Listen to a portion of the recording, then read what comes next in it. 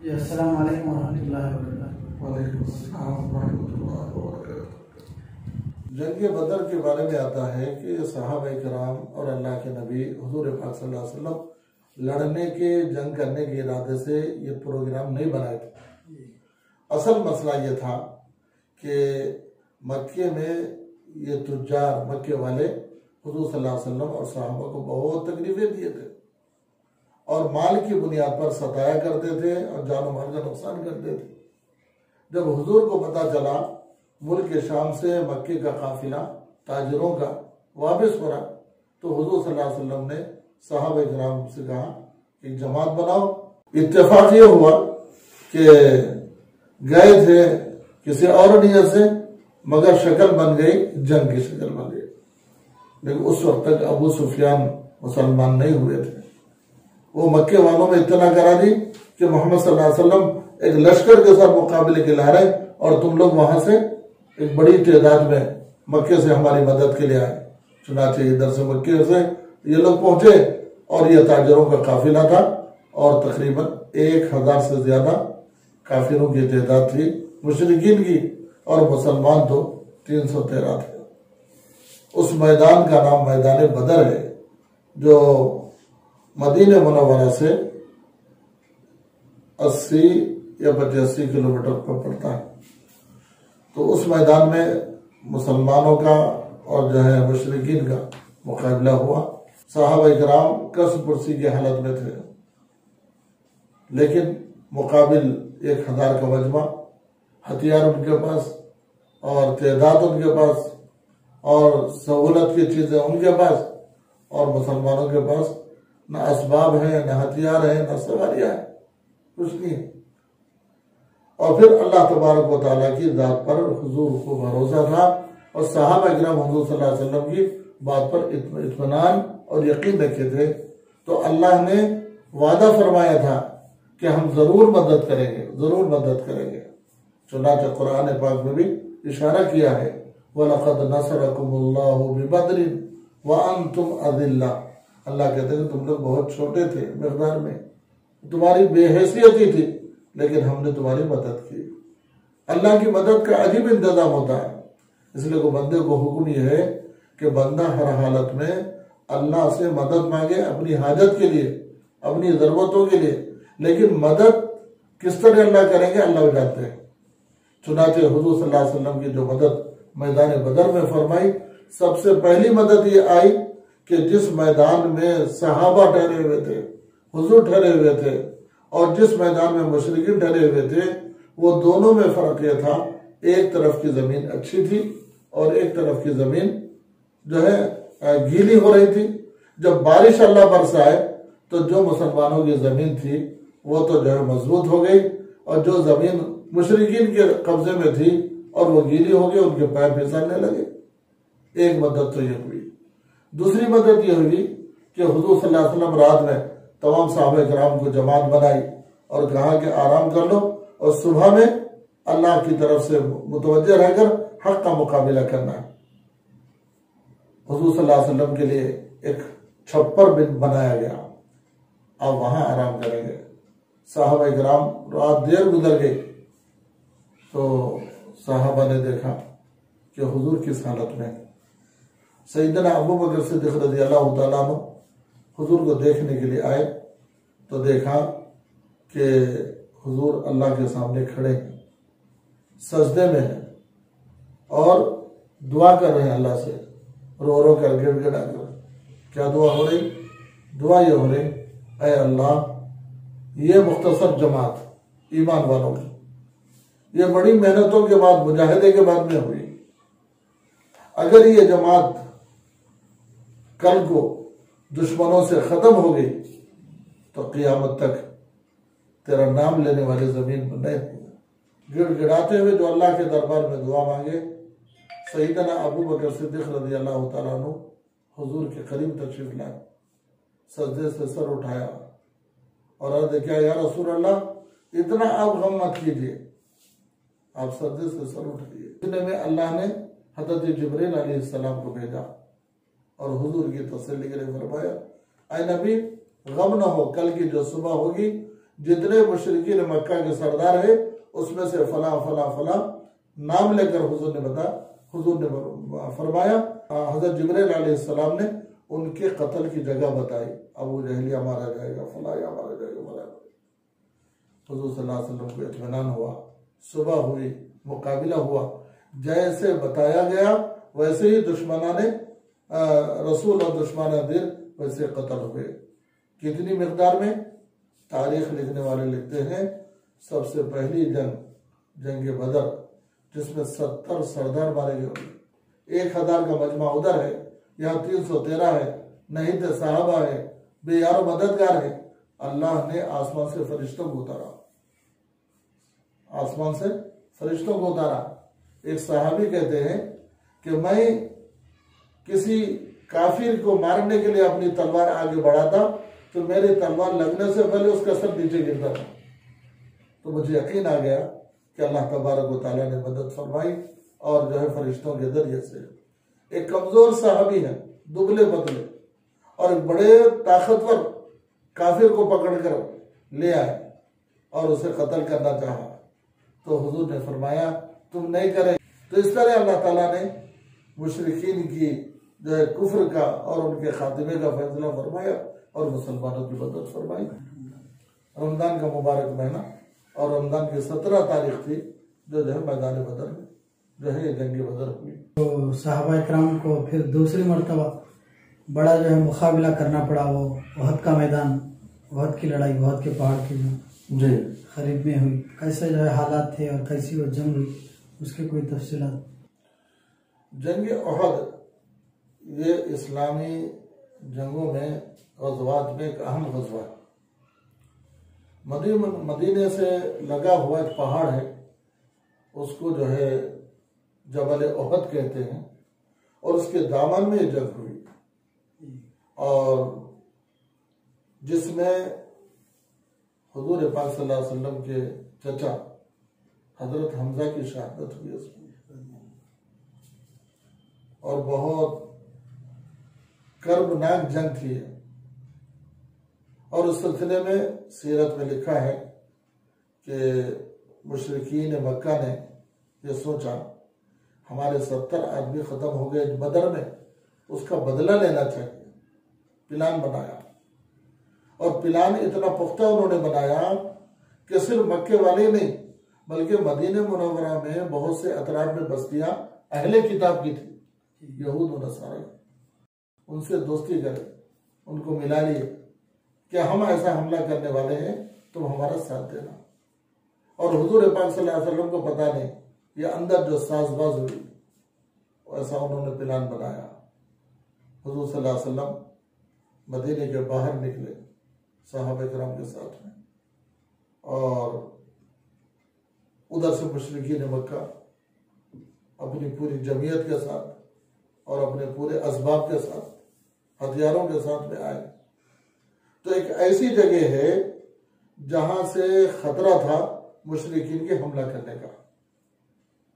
तो हुजूर ने उस पहाड़ी पर चंद साहब इकराम को जिम्मेदारी दी कि तुम लोग यहां ठहरना, जब तक मैं ना कहूं वहां से नहीं उतरना,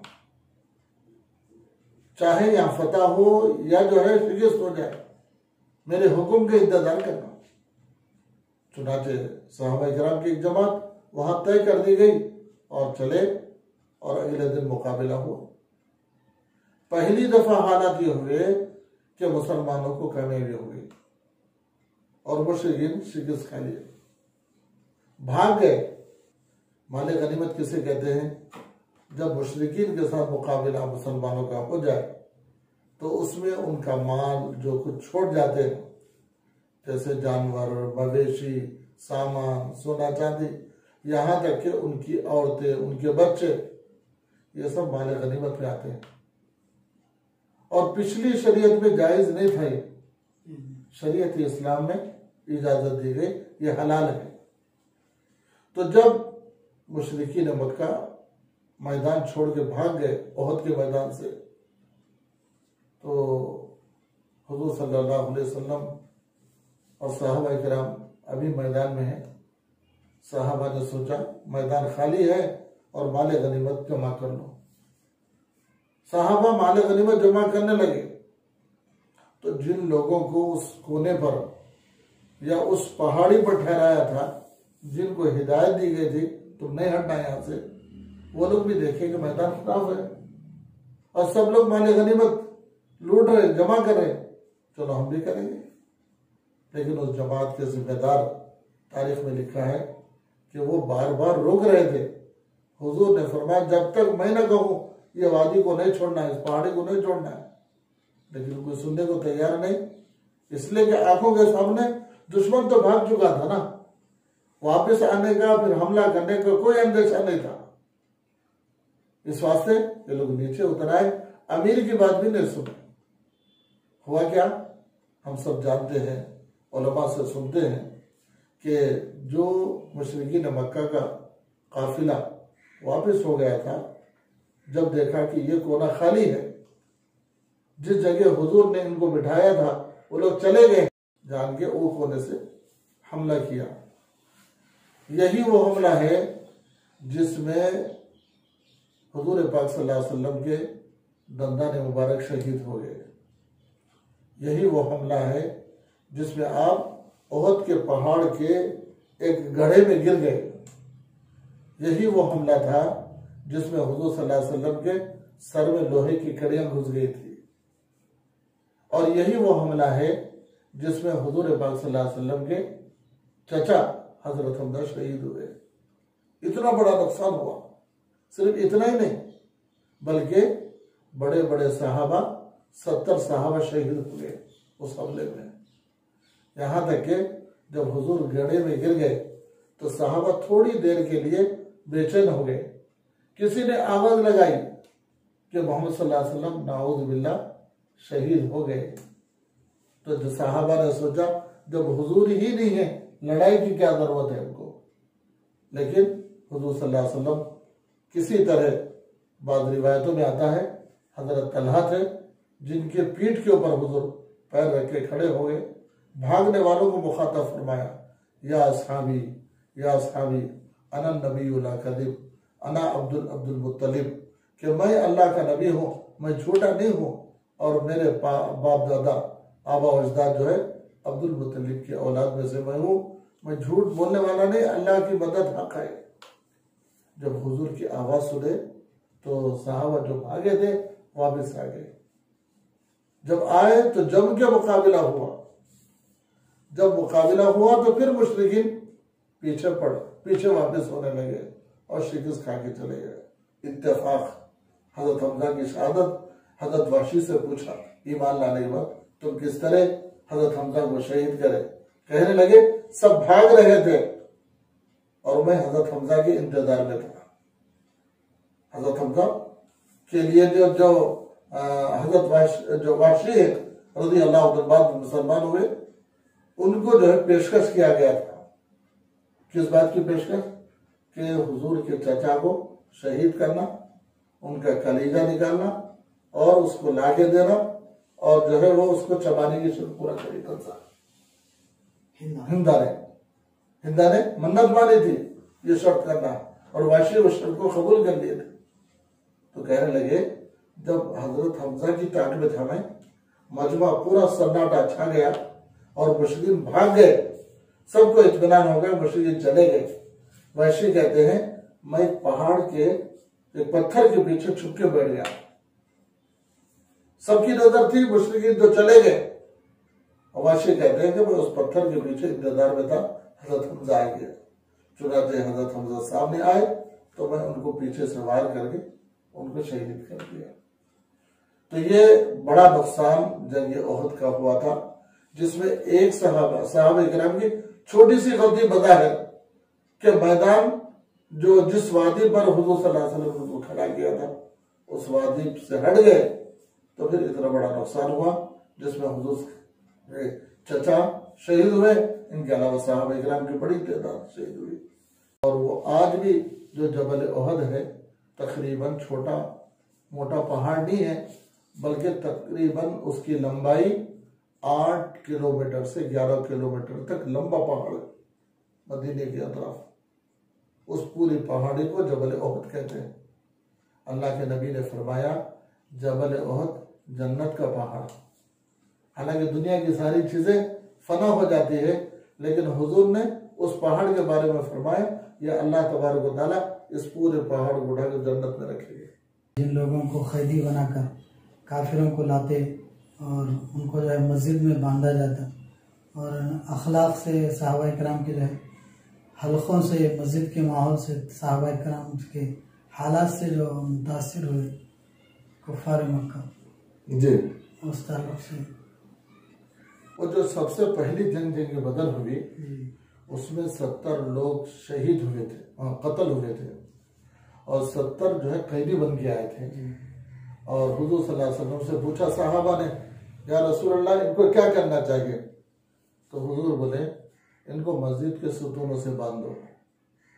चुनाचे रस्सियों में उनको कस दिया गया, बांध दिया गया। तो हुजूर सल्लल्लाहु अलैहि वसल्लम के कहने पे जो मुशरिकीन थे उनको मस्जिद के सुतून से बांध दिए गए। उसमें हुजूर के एक रिश्तेदार थे, चचा, जिनका नाम हजरत अब्बास रज़ी अल्लाह तआला, उनको भी बांध दिया गया। शाम हुई, रात हुई, तो हुजूर सल्लल्लाहु अलैहि वसल्लम अपने कमरे में हैं, तो मस्जिद से कराहने की आवाज आई। कराहने की, जब सख्ती से किसी के हाथ पैर बांध देते थे तो कैसे कराहते हैं, ऐसे आवाज आई। हुजूर सल्लल्लाहु अलैहि वसल्लम की नींद उचाट हो गई। आप बाहर आए, इधर उधर देखने लगे। तो अल्लाह के नबी की आदत ये थी, जब भी किसी जगह सहाबा किराम की जमातें जाती तो कुछ लोगों को पहरेदारी की जिम्मेदारी भी देते थे। अब ये मुशरिकीन जिनको मस्जिद के अंदर बांधा गया, उनके लिए भी पहरेदारी भी तय कर दी कि निगरानी करें, कोई किसी तरह रस्सी तोड़ के न जाए, इस तरह हुजूर की भी हिफाजत हो जाए, साहबा की हिफाजत हो जाए, पहना दे रहे। देखा कि अल्लाह के नबी रात में उठ के आए। पूछा या रसूल अल्लाह आप कैसे उठे रात की इस तारीकी में? तो हुजूर ने फरमाया मुझे इन कैदियों की कराहने की आवाज आ रही, जिसकी वजह से मुझे नींद नहीं आ रही। इसके बाद एक जुमला हुजूर ने फरमाया, उसमें मेरे चाचा हजरत अब्बास हैं, उनकी कराहने की आवाज में पहचानता, उस वास्ते में बेचैन हूं। साहबा समझ गए हुजूर को अपने चाचा की तकलीफ का एहसास है। जाके साहबा इकराम ने मशवरा किया, हजरत अब्बास की रस्सियां ढीली कर दी, जिससे उनकी तकलीफ दूर हो गई। कुछ देर के बाद वो आवाज बंद हो गई, कराने की आवाज बंद हो गई। तो हुजूर फिर बाहर तशरीफ लाए। साहबा इकराम ने पूछा या रसूल अल्लाह आप आराम नहीं करें?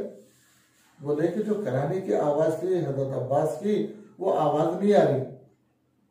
तो साहबा इकराम ने अर्ज किया या रसूल अल्लाह जब उनके कराने से आपको तकलीफ महसूस हुई तो हम उनकी रस्सियां ढीली कर दी। तो हुजूर ने फौरन पूछा क्या सिर्फ अब्बास की रस्सियां ढीली करें या जितनों के सुतून से बांधे सबकी रस्सियां ढीली करें? बोले नहीं, सिर्फ हजरत अब्बास की करें क्योंकि वो आपके रिश्तेदार हैं। तो हुजूर बोले नहीं, सबकी रस्सियां ढीली करें, किसी को भी जो है तकलीफ ना हो। इससे हुजूर पाक सल्लल्लाहु अलैहि वसल्लम के अखलाक अपने नहीं दुश्मनों के साथ भी ये सुलूक है कि किस तरह हुजूर सल्लल्लाहु अलैहि वसल्लम अपने दुश्मनों के साथ भी अखलाक से पेश आते थे, उनकी तकलीफ को अपनी तकलीफ समझते थे। चुनाचे हजरत अब्बास के साथ साथ में पूरे 70 लोगों के जो उस वक्त मुशरिकीन कैद हुए थे उनकी रस्सियां खोल दी गई। इससे क्या हुआ?